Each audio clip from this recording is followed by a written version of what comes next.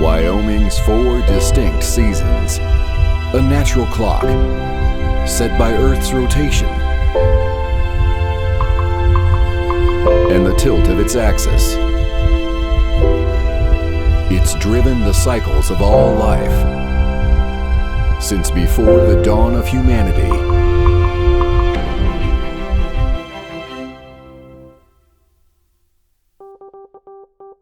The autumnal equinox.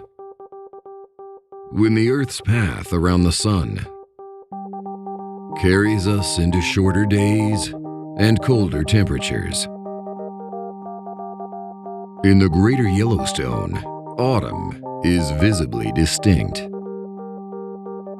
marked by changes in color and behavior. Autumn is the traditional season of harvest and preparation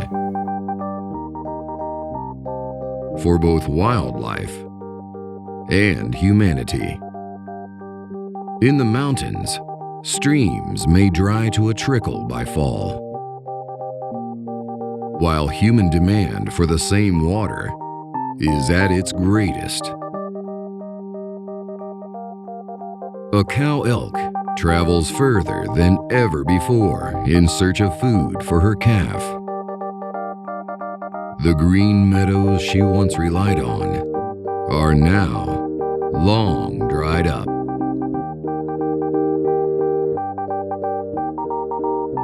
Up in the mountains, the effects of drought are magnified. The whitebark pine, I think of it like the rooftop of the Rockies. It's where it captures the snow during the winter and then shades the snow all summer so that runoff is slow and long-term. So it helps fill the rivers with water. It's a keystone species. A lot of other plant species and biodiversity is supported by whitebark pine. The biggest impact from climate change is to the life cycle of the mountain pine beetle. Since the bark beetle outbreak began in 2000, over 95% of the stands of whitebark are impacted. Without cold springs and falls, the mountain pine beetle are unchecked.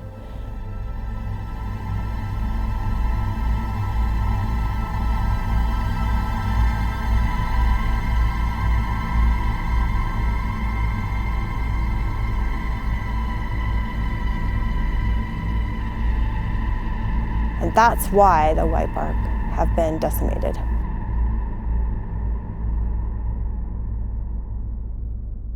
Right, everyone downstream in different states, all the way to the oceans, are impacted by this tree that stands in one place. Water in the West is changing, especially in late summer and fall. We started seeing changes in the spring runoff, which affected fishing. It affected the trout. The water started getting warmer. Every year, summer, August, September, the water was warmer and warmer and warmer. The pattern is clear. Early snowmelt gives way to warmer, drier summers. And by fall, the water is all but gone. We must learn to adapt as water becomes more scarce in the West. Trevor Bloom of the Nature Conservancy is working with communities to restore native plants after wildfires. Restoration work, I think, benefits humans on so many levels, from using less water, but also supporting the wildlife that we also depend on. They're probably our main source of oxygen, and that's important because without oxygen, nothing on Earth can survive. Climate change puts a lot of pressure on different aspects of our habitat, from high temperatures, fire, maybe winds, less moisture, and having native plants, I think, are probably our best chance at remaining resilient to those added pressures. Keeping live trees on the landscape right now is critical, because thinking we're going to replant is a great idea, But I think we should like try and keep what we have and replant. I think we really need to mobilize people to try to stop the larger sources of CO2 that are warming the skies. By conserving the lands and water on which all life depends, we all will thrive. It's the classic example of connection.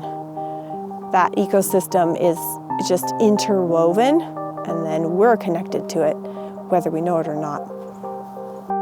Fall in the Rockies turns to winter overnight as wildlife head towards their winter homes.